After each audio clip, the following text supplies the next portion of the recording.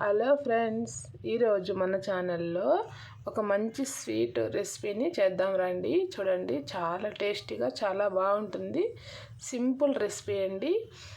ఇప్పుడు ఒక కప్పు గోధుమ పిండి తీసుకుంటున్నాను. ఇప్పుడు అందులో కొద్దిగా సాల్ట్ వేసి, ఆయిల్ కొద్దిగా వేసి, వాటర్ పోసి ఇలా ముద్దలాగా కలుపుకోవాలి. చూడండి, మనము చపాతీ ముద్దగా ఎలా కలుపుకుంటామో అలా కలుపుకోవాలి. కొంచెం నూనె వేసి మెత్తగా ఇలా కలుపుకోవాలి. చూడండి, ఇలా కలుపుకుంటే సరిపోతుంది. ఇప్పుడు మూత పెట్టేసి పక్కన పెట్టుకుందాం.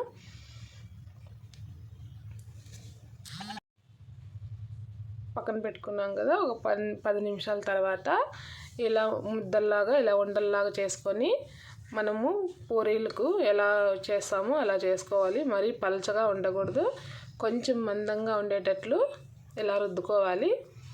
నేను కలిపిన పిండికి ఒక ఆరు పూరీలు అయినాయి.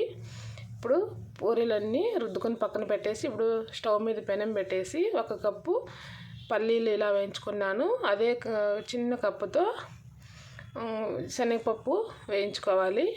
చూడండి, ఇలా దోరగా వేగితే సరిపోతాయి. ఇలా వేయించుకున్న పల్లీలు మిక్సీలో వేసాను. మరి శనగపప్పును కూడా ఇలా మిక్సీలో వేసి 4 యాలక బుడ్డలు వేసి పౌడర్ కొట్టుకోవాలి. చూడండి, ఇలా మెత్తగా పౌడర్ లాగా కొట్టుకోవాలి.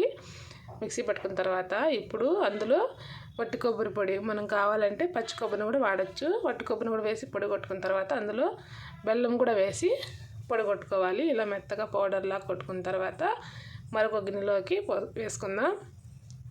చూడండి, ఇలా తినడానికి డైరెక్ట్గా ఇలా తినడానికి కూడా చాలా బాగుంటుంది. ఇప్పుడు పూరీలన్నీ రుద్ది పక్కన పెట్టుకున్నాం కదా, ఇప్పుడు పూరీలు కాల్చుకుందాం.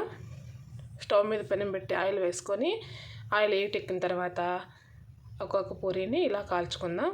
ఇలా గరిటతో ఒత్తుకుంటూ కాల్చుకోవాలి. ఇలా కాల్చుకున్న పూరీలన్నీ పక్కన పెట్టేసి, ఇప్పుడు ఒక పెనం తీసుకొని అందులో మనం ఏ కప్పు అయితే పిండి వేసామో అదే కప్పుతో 3/4 కప్పు బెల్లం, 1/2 కప్పు వాటర్ పోసి ఇలా వాటర్నంతా బెల్లం అంతా కరిగేటట్లు ఉడికించుకోవాలి. చూడండి, పాకం పట్టే పని లేదు. ఇలా పొంగు వస్తే సరిపోతుంది. ఇలా పొంగు వచ్చిన తర్వాత స్టవ్ ఆఫ్ చేసుకొని, ఇప్పుడు మనం పూరీలో ముందుగా కాల్చి పెట్టుకున్నాం కదా, పూరీలను ఇలా ఒక్కొక్కటిగా వేసి పాకంలో ముంచి ఎత్తాలి. చూడండి, చాలా బాగుంటాయి.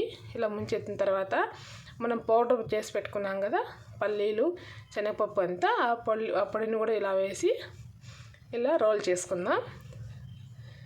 చూడండి, చాలా సింపుల్ అండి. చూడడానికి కూడా చాలా బాగుంది కదా, టేస్ట్ కూడా చాలా బాగుంటుంది. మీరు కూడా ఒకసారి ట్రై చేసి ఎలా వచ్చిందో కామెంట్ చేయండి. చూడండి, పాకం పూరీలు రెడీ అయిపోయాయి. చాలా టేస్ట్గా కూడా ఉన్నాయండి. మీరు కూడా ఒకసారి ట్రై చేయండి.